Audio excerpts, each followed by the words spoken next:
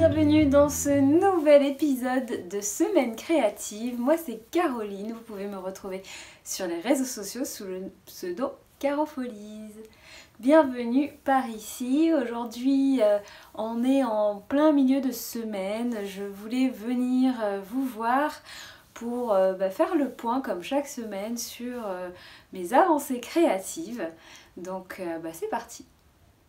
Alors, je voulais tout d'abord vous remercier par rapport à l'épisode de la semaine dernière sur la marmite norvégienne que je vous ai présentée. Vous étiez quand même nombreuses plutôt même, à ne pas connaître cette petite merveille. Donc je suis trop contente de vous l'avoir fait découvrir. Et j'espère que vous allez vous motiver à en faire pour tester, pour économiser dans tous les sens du terme et puis vous faire plaisir. Cette semaine, j'ai testé une recette de dal. Le dal, c'est une recette végétarienne qui est à base, plutôt d'origine indienne si je dis pas de bêtises, qui est à base de lentilles corail, de légumes et de lait de coco. En gros, c'est un ragoût de lentilles au lait de coco. Donc et aux épices surtout, il y a pas mal d'épices. Moi je mélange pas mal d'épices dedans. Donc je vous ai intégré une partie, je vous ai filmé la recette. Mais évidemment, j'ai encore eu un souci avec mon téléphone et je suis dégoûtée parce que vous n'avez pas le plat fini. Donc bref, je suis un peu dégoûtée. Je reviens juste après pour vous expliquer un petit peu ce qui s'est passé pendant la recette. Hello, je reviens pour vous montrer ma petite popote pour la marmite norvégienne. Donc là, je vais préparer un dalle de lentilles corail. Donc j'ai émincé des oignons et des petites carottes pour faire revenir donc dans de l'huile d'olive dans ma cocotte. Je vais faire revenir quelques minutes pour que les oignons soient translucides. Et ensuite je vais venir mettre 3 feuilles de laurier, 2 étoiles d'anis étoilé, deux anis étoilés, des graines de cumin, du curcuma, de la cardamome, 3 clous de girofle qui sont cachés et qu'est-ce que j'ai mis d'autre? Cannelle. Donc je vais tout mettre là-dedans et ensuite j'irai rajouter du lait de coco et des tomates pelées avec leur jus. Ensuite je rajouterai mes lentilles qui sont ici, que j'ai rincées parce qu'il faut rincer les lentilles, notamment les lentilles corail. Et j'ai mis à peu près 300 grammes pour 2-3 personnes disons, que je vais rajouter dedans avec mon lait de coco et ma tomate, et je vais les faire revenir mijoter 5 minutes et ensuite je mettrai dans ma cocotte. Je reviens pour vous montrer toutes les étapes. Alors j'ai tout mis dans ma cocotte, donc les tomates, le lait de coco qui est là, qui est en train de fondre, les épices, j'ai ajouté du gingembre, j'aime bien mettre du gingembre aussi, donc du gingembre râpé directement. Voilà un petit peu, et puis donc là je vais laisser mijoter pendant 5 minutes à peu près pour monter à ébullition, ça commence déjà. Et puis je vais préparer ma marmite norvégienne pour mettre ma cocotte dedans. Information importante, j'ai mis le couvercle et là dans 2 minutes je la mets dans ma marmite. Et voilà, elle est bien marmitée. La cocotte, elle est au chaud, on sentait bien la chaleur. C'est parti pour... alors, il faut la laisser au moins 30 minutes. Donc là, je m'y prends un peu tard. Il est 7h30, enfin 19h30. Du coup, voilà, je vais voir si... Je vais voir, normalement on va manger vers 20h30, donc on va voir ce que ça donne. Je vous tiens au courant. Donc là vous avez vu que j'ai lancé mon dalle, que je l'ai mis dans ma cocotte. Et en fait j'ai attendu 1h30 à 2h, c'était peu. c'était trop peu. Donc j'ai laissé encore 1 heure et c'était assez cuit au bout de 3 heures. Il vaut mieux attendre 3-4 heures pour être sûr. Donc vraiment prenez-vous à l'avance quand vous faites des recettes avec la marmite. Je vais sûrement refaire des recettes. Là cette semaine j'ai pas eu le temps de me pencher dessus. Mais à part le dalle, et puis en plus j'en ai fait pas mal en fait. Pour 2 là on était bien. On en a eu pour plusieurs repas. Donc voilà, mais c'était super pratique en fait. Alors juste pour les légumineuses, j'ai lu pas mal de recettes et pour les légumineuses, donc tout ce qui est lentilles, pois chiches, haricots, etc. Et la viande, il faut quand même cuire au moins 10 minutes. Là par exemple, je crois que j'ai mis 5 minutes dans la vidéo, mais en fait faites plutôt 10 minutes parce que c'est... il faut quand même que ça soit bien pré-cuit en fait avant de lancer la cuisson douce dans la marmite. Donc pensez vraiment à bien recouvrir comme je l'ai dit, et votre cocotte doit être bien chaude. Alors une chose que je n'ai pas dite aussi, c'est n'hésitez pas, si vous utilisez comme moi de la matière synthétique à l'intérieur, à mettre une serviette autour de votre cocotte ou un torchon parce qu'elle doit être bien chaude pour pas qu'elle brûle le tissu synthétique. Donc de toute façon ça va la maintenir encore plus au chaud, donc c'est même mieux. Donc voilà, et puis attendez au moins 2-3 heures de cuisson, 3 heures je dirais minimum. Je vais essayer juste des légumes pour voir ce que ça donne avec un bouillon bien chaud, et puis je vous redirai. Mais franchement c'est super, je suis trop contente. Juste un point par rapport à ma cocotte ovale, je pense que du coup si votre cocotte est ovale comme la mienne, là vraiment mettez encore plus un tissu autour ou une serviette pour bien que la marmite que la marmite colle vraiment que la marmite norvégienne colle à la cocotte pour qu'elle reste bien au chaud. Une marmite ronde, comme le coussin est rond, il n'y aura pas de problème, mais l'ovale je pense que ça peut être un peu problématique. Donc voilà. Encore merci pour tous vos retours sur cette cocotte.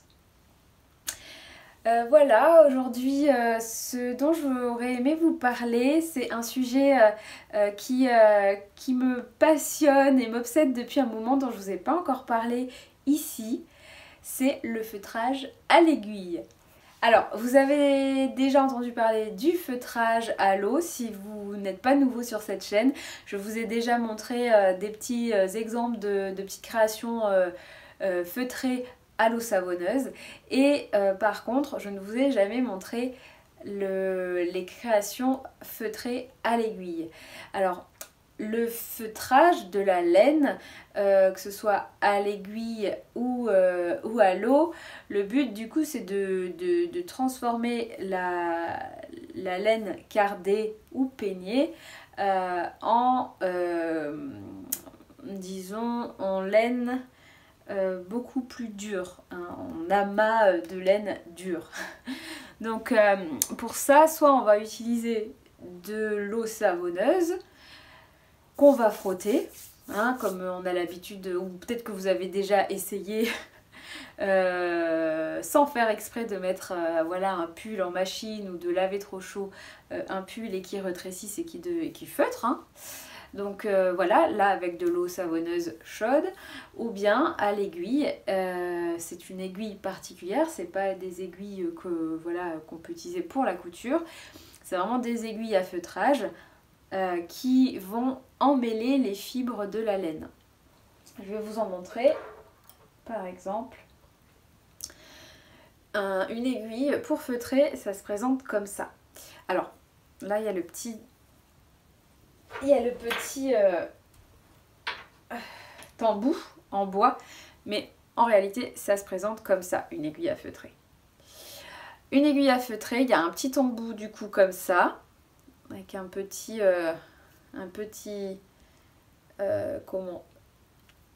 embout, voilà, comme ça. Et en haut, vous avez l'aiguille.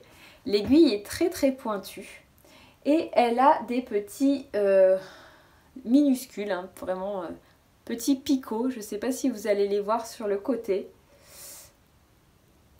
qui ressemblent à des petits harpons. Et c'est grâce à ces petits... peut-être que vous allez mieux voir sur celle-là. Je vais me mettre derrière la caméra pour voir. Parce que là, je... Hop, voilà. Ah, là, vous les voyez. Allez. Attendez. Là, vous les voyez. Voilà. Les petits points qui sont là, voilà. Ça, c'est donc des petits, bon, j'appelle ça des petits harpons, des petits picots qui vont emmêler la laine cardée.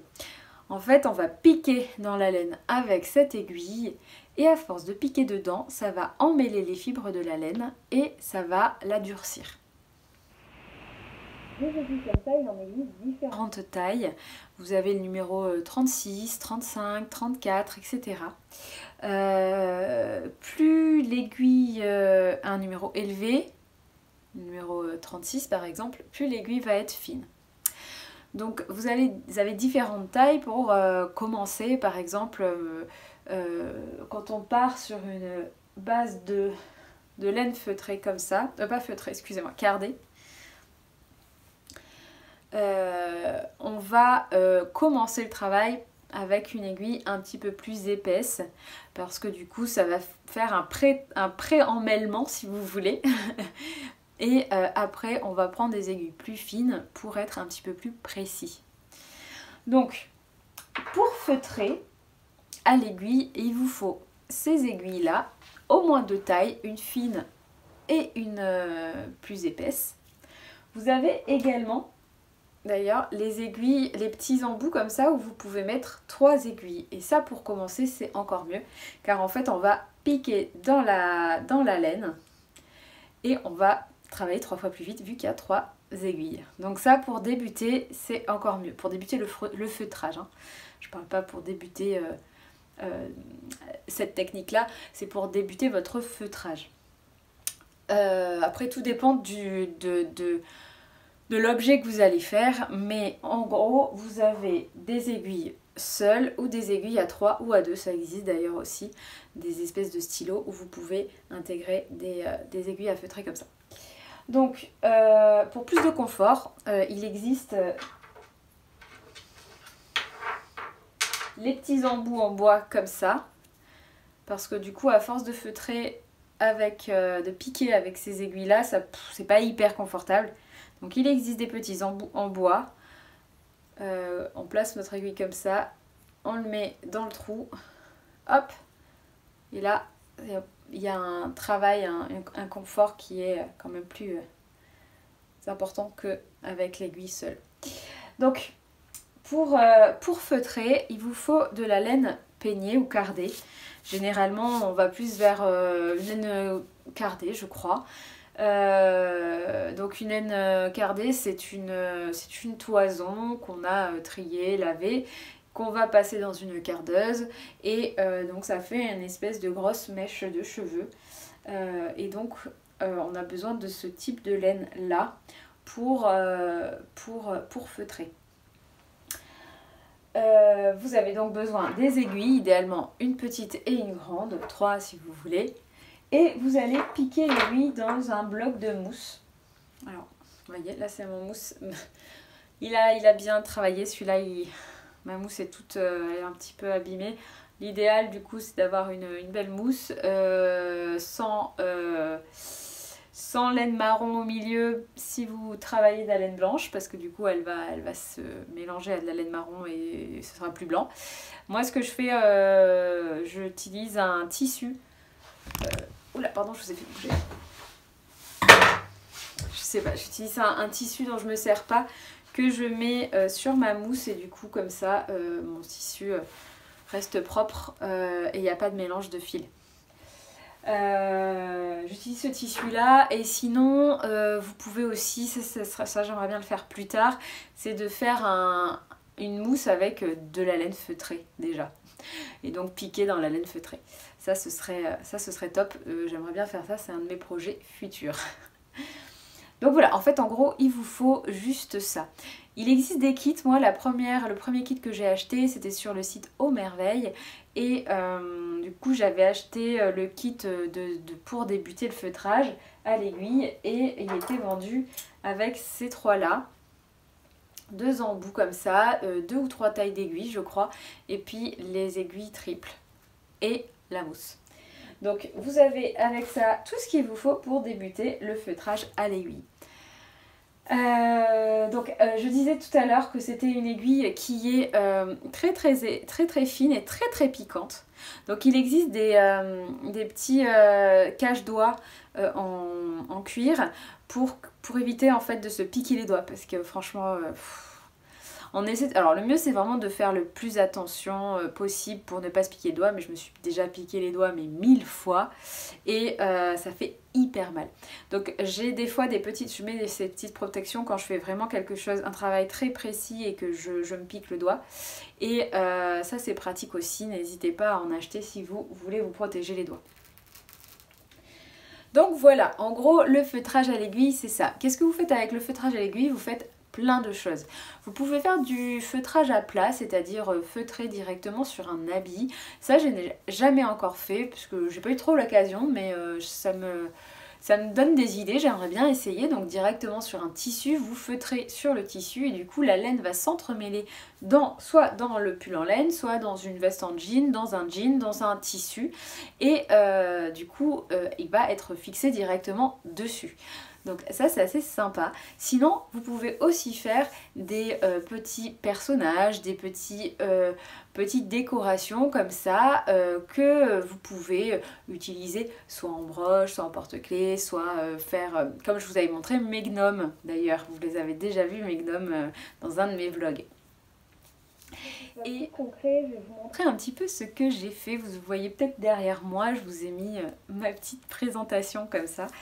Ce sont des petites créations que j'ai fait pour les vendre sur un marché ou même les vendre en ligne d'ailleurs. C'est en cours toujours, je ne sais pas si vous êtes nouveau sur cette chaîne, vous connaissez peut-être... non, si vous êtes nouveau, vous connaissez sûrement pas. Si vous n'êtes pas nouveau ou nouvelle, vous connaissez. Mais je vais faire juste une petite publicité. Non, je vais juste en parler rapidement parce que du coup, c'est pour cet objectif-là aussi que je le fais. C'est pour une marque que j'ai lancée avec une amie, Ederae, qui met en avant des produits locaux, des fleurs locales et de la laine, de la toison locale, en tout cas des objets que je travaille à base de toison, de moutons et de brebis locales que je récupère chez des gens en Mayenne. D'ailleurs vous pouvez voir un magnifique bouquet de Ederae. On a fait un marché cette semaine et du coup j'ai récupéré un bouquet qui restait et il est magnifique et ils sont divinement bons qu'avec des fleurs locales. Donc si vous êtes du coin, n'hésitez pas à nous contacter. Sinon il y a aussi, donc moi je travaille de la laine là-dedans. Et mon ami est fleuriste et va travailler sur tout ce qui est fleurs et donc les bouquets. Donc moi je me concentre sur ma petite toison et je crée donc des petits animaux en feutre et je voulais vous les montrer parce que du coup je suis arrivée sur un résultat qui me plaît beaucoup. J'ai jamais trop osé vous en montrer, je vous avais montré les gnomes, j'en parlais tout à l'heure. Mais pour les petites créations, j'étais un peu... comment dire? J'ai toujours peur de montrer ce que je fais, je suis pas trop à l'aise. Donc là j'ai réussi à faire des petites créations qui me plaisent beaucoup. Donc je me suis dit, allez c'est bon, montre-les, parle-en, pourquoi t'en parles pas dans tes vlogs alors que... tu fais ça de ta semaine aussi, donc voilà, c'est de la créativité aussi, c'est du travail de laine, donc allons-y. Et donc je me jette à l'eau, n'hésitez pas à, voilà, à me faire vos retours et à me dire ce que vous en pensez. Donc c'est un petit peu avec appréhension que je vous montre ça, mais c'est pas grave, je me jette à l'eau. Donc je crée des petits personnages, des petits animaux. Moi je suis très très proche des animaux, j'ai un lien particulier avec eux, voilà, je les aime beaucoup, je les respecte beaucoup et naturellement en feutrant j'ai commencé à créer des animaux. Et donc j'ai plein de petits animaux comme ça que j'ai créés sous forme de broches ou de porte-clés. Alors là, les animaux que je vais vous montrer là, c'est des animaux un petit peu plus techniques. On va voir, il y a au niveau du feutrage, je vous en parlerai. Il y a quelque chose qu'on peut faire assez précis et assez développé et d'autres choses un petit peu plus faciles, un peu plus simples. Là, c'est un petit peu plus précis, ça demande plus de temps, plus de précision. Donc, voici le premier qui est un petit ours blanc. Alors, je vais leur donner des noms. Je suis pas sûre encore, mais de tous les noms, j'en ai certains, mais voilà. Là, c'est un ours blanc, j'ai pas son nom encore. N'hésitez pas à me dire d'ailleurs si vous avez des idées. Donc c'est un petit ours blanc tout simple qui est fixé donc avec une broche en fait pour pouvoir le mettre en broche. Je peux aussi le proposer en porte-clés d'ailleurs, hein, mais j'aime bien le format broche. Il est à côté de son ami. Alors, je vais pas le dire, tiens. Dites-moi, c'est un chien ou un chat? Parce que du coup... il y a plusieurs avis en fait, les gens ne savent pas trop me dire. Moi, de base, j'ai voulu faire un chat, mais tout le monde me dit on dirait un chien. Donc ça sera peut-être un petit chien, je sais pas, j'ai pas son nom non plus. Après, je vais peut-être le retravailler pour faire vraiment un chien. Pour moi, là, c'est un petit chat. Mais vous voyez, là, par exemple, c'est un autre petit chat aussi. Mais dans un autre style. J'ai bien aimé, il est un petit peu plus gros... un petit peu plus... je sais pas, je l'aime bien en fait. Peut-être que j'ai moins travaillé au niveau de ses oreilles par exemple, mais je sais pas, je l'aime bien comme ça. Donc il n'a pas de nom non plus, en vrai... en vrai j'ai que... Si, le petit chat, j'aimerais bien l'appeler Ernest. Voilà.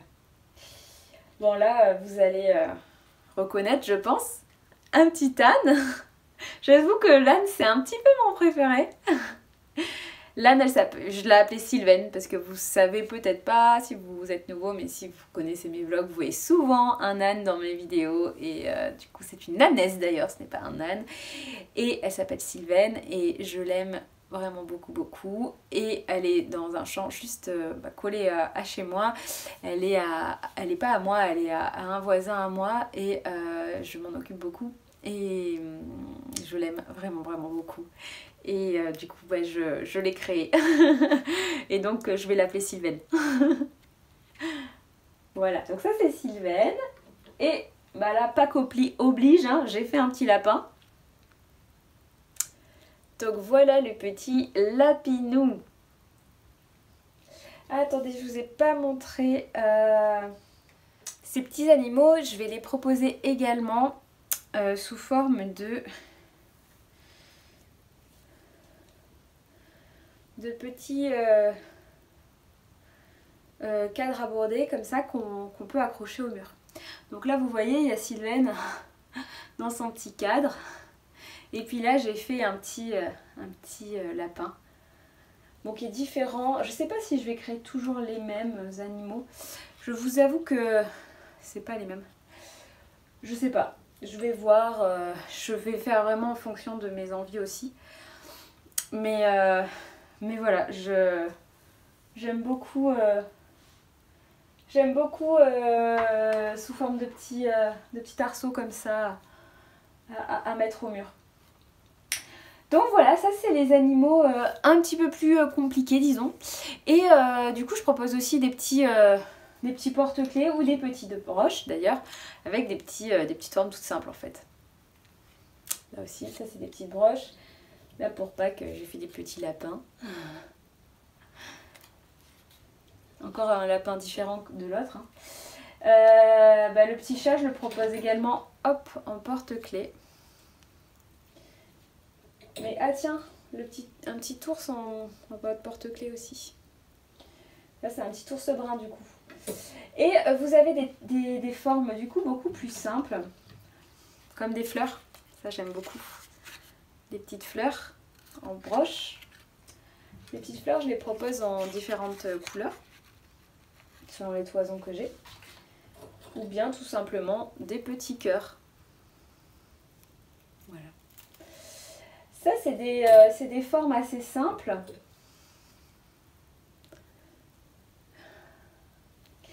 Qui peuvent être, d'ailleurs, hop, sous forme de bague. J'aime trop. Qui peuvent être, du coup, adaptés tout simplement. Alors que les petits animaux, c'est vrai que ça me demande un petit peu plus de boulot. En fait, vous pouvez aussi travailler le feutrage à l'aiguille à partir d'un emporte-pièce. Donc en fait, c'est la fleur par exemple, je la commence à base d'un emporte-pièce que je tasse et ensuite je la retravaille à la main. Donc ça c'est assez sympa parce que vous pouvez faire plein de formes différentes selon les emporte-pièces que vous avez. Donc voilà, je propose également les fleurs hop, sous forme de petites boucles d'oreilles. Et, je sais pas donc si vous voyez et si ça vous parle, mais en faisant ces petites boucles d'oreilles, je me suis dit mais pourquoi tu te ferais pas un petit marqueur de tricot en mode boucle d'oreille comme ça, hein, parce que du coup les marqueurs de tricot sont comme ça. Et donc j'ai créé des petits marqueurs de tricot pour moi et j'adore. Des petits marqueurs, je fais des petits marqueurs de fleurs, mais aussi des petits marqueurs avec des petites têtes de chat, d'ours, voilà, je me suis amusée. Et je me suis même fait un compteur de rang. Donc je suis trop contente parce que... Pardon, je suis essoufflée parce que je l'avais oublié, je suis descendue aller le chercher. Parce que voilà, c'est trop sympa à faire et je me suis dit mais attends, mais pourquoi pas te faire des petits marqueurs maison. Donc sur le petit compteur de rang, je me suis fait un petit lapin. Donc j'ai mis 10 anneaux avec le 5e anneau d'une autre couleur pour m'en rappeler. Et un petit anneau comme ça pour pouvoir marquer son rang. Donc trop cool avec une petite fleur. Donc voilà, je suis trop contente. Et du coup, je me suis dit, mais peut-être que je pourrais en proposer si vous en voulez. Donc je me lance dans le vlog là. Si ceux et celles qui regardent ce vlog, si vous êtes intéressés par soit un compteur de rang, soit un marqueur tout simple, ou sinon je peux les faire à deux, enfin là je peux peut-être en proposer par deux, ce sera peut-être plus simple, plus sympa. Et alors là du coup j'ai pensé faire des petites fleurs, et puis j'ai plein d'autres petites idées, donc à voir après les projets, enfin les formes que je propose, mais voilà, ce serait sympa. Je trouve l'idée cool et ça me motive parce que j'aime bien faire ça m'amuse et puis voilà, en fait je me suis dit, c'est vrai que là t'es en train de faire des marqueurs, alors j'avais fait des marqueurs à l'époque avec des petites perles maison, mais c'est vrai que quand je regarde des fois des marqueurs qui sont en vente, qui sont trop mignons, hein, moi je suis la première à adorer les petits marqueurs, mais très souvent c'est des marqueurs qui viennent de très très loin enfin de très très loin, voilà, qui sont faits en Chine ou je ne sais où. Et là, ben, voilà, c'est de la laine que je trie, que je lave, que je récupère à côté de chez moi, que je feutre chez moi. Et... Alors effectivement, les petits ronds, les petits anneaux, ça c'est sûrement fait en Chine. Faire du métal local pour ça, je pense que ça doit coûter très cher. Il faudrait que je me renseigne parce que je connais à côté de chez moi une créatrice de bijoux qui fait elle-même du coup ses bijoux, mais bon, le métal c'est c'est pas local. Donc oui, effectivement, ce sera jamais 100% local, mais au moins les petites créations le sont. Et voilà, bref, du coup, ça part vraiment de cet objectif-là et je suis trop... je sais pas, je suis trop fière de mes petits marqueurs, je les aime beaucoup.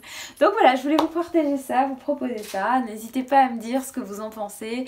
Je suis ouverte à toute proposition, enfin toutes idées que vous pouvez avoir, même par rapport, est-ce que c'est une bonne idée, est-ce que vous pensez que ça le ferait, même quel prix, à quel prix le vendre, enfin voilà, il y a plein de petites choses comme ça dont je suis preneuse là, donc n'hésitez pas à me donner des idées, ce serait avec grand plaisir de vous lire et d'avoir vos avis.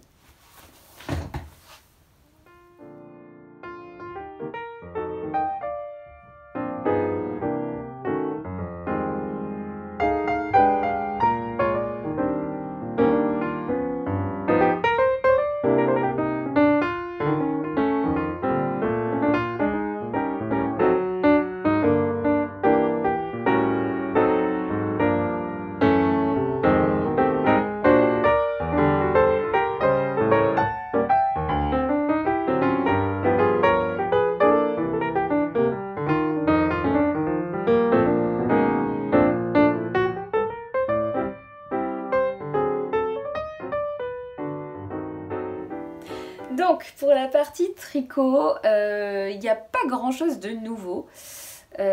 Si, juste je vous montre un petit peu quand même parce que je crois que je vous l'avais pas montré, mon 13KO à rayures. Je l'aime trop.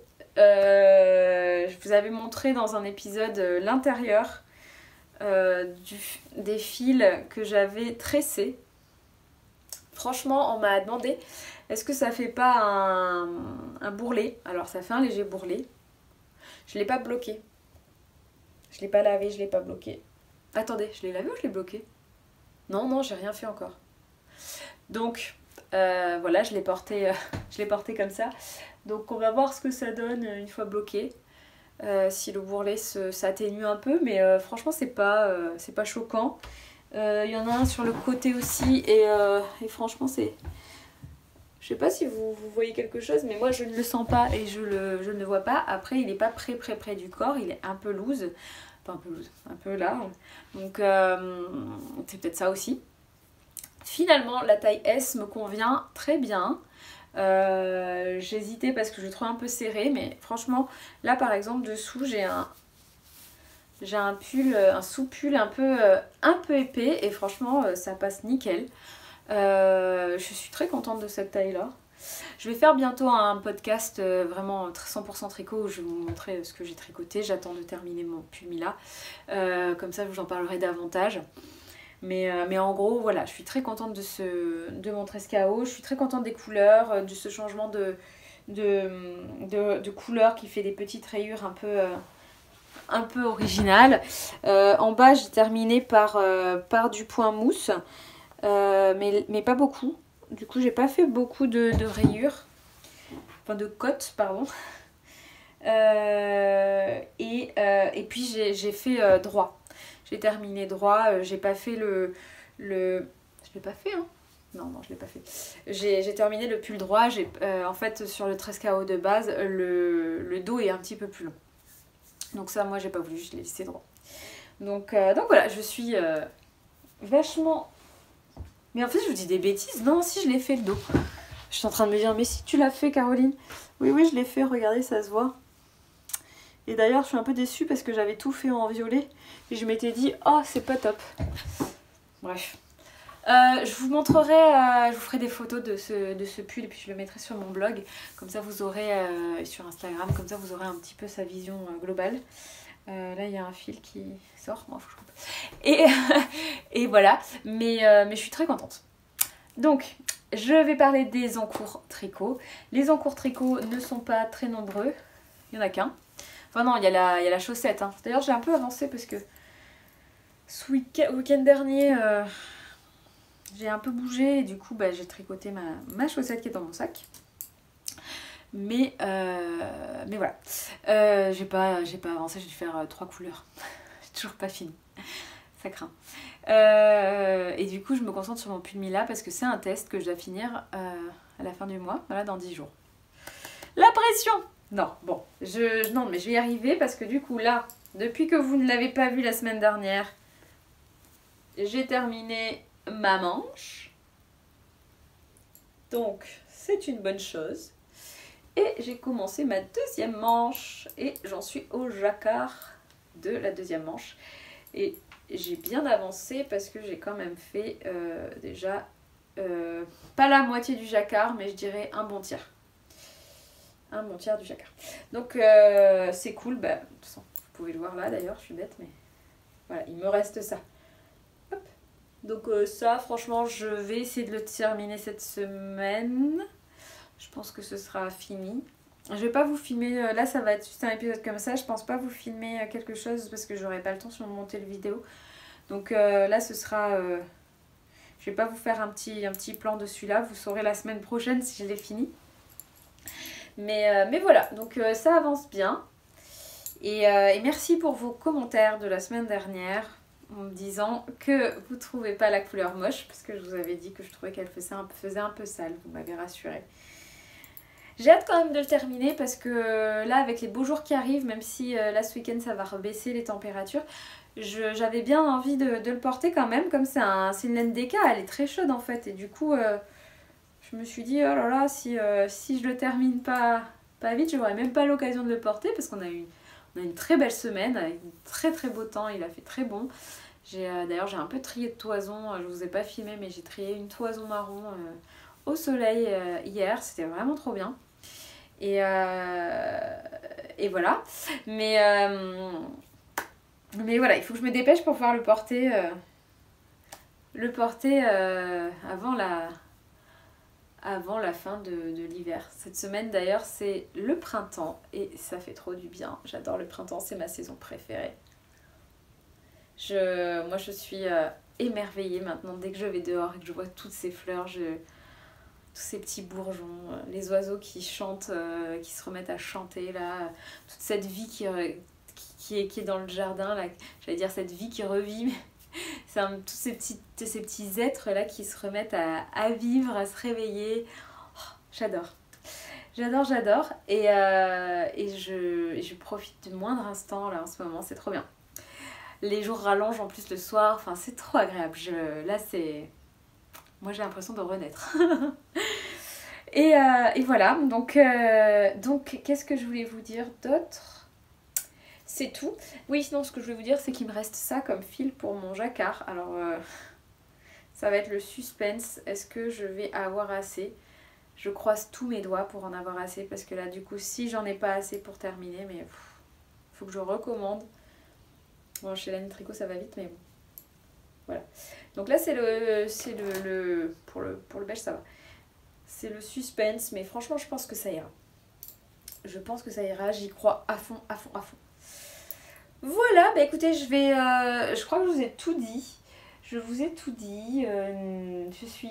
Je suis assez émue de vous avoir présenté mes petites créations feutrées. Je sais pas pourquoi je n'osais pas vous les montrer. Des fois je suis bizarre. Et j'en ai parlé à peu de gens d'ailleurs. Bon après ils ont tous été très gentils, très choux et on dit que c'était beau mais... Après je sais pas, est-ce que les gens disent ça pour me faire plaisir? Dites-moi tout en commentaire, soyez honnête avec moi. Bon, en même temps je me dis... tant que ça te plaît à toi, c'est l'essentiel et il faut que tu ailles jusqu'au bout. Et ça me procure tellement de plaisir en fait de créer ces petites bouilles là. Donc voilà, je pense que dans tous les cas, même si vous me dites c'est trop moche, arrête Caroline, je pense que je continuerai. Mais par contre, je suis très ouverte aux conseils que vous pouvez me donner. Donc n'hésitez pas. Et voilà, bah écoutez, je vous laisse, je pense que ça va être assez long cet épisode, j'ai l'impression d'avoir beaucoup parlé là. Mais ça me tenait à cœur de vous parler de ça et de vous présenter tout ça. Je vais vous faire une petite vidéo de présentation du feutrage, je vais essayer de vous montrer comment je fais. Peut-être je vais vous créer un petit truc. Et puis voilà, j'ai hâte d'avoir vos retours sur cette technique. N'hésitez pas à vous me dire d'ailleurs si vous connaissez cette technique, vous, si vous en faites, si vous avez déjà essayé, si ça vous attire. Et puis voilà, si ça vous plaît ou pas. Voilà. Allez, je vous laisse, je vous souhaite une belle semaine, un beau printemps, profitez de la nature, profitez des beaux jours et faites-vous plaisir. À bientôt!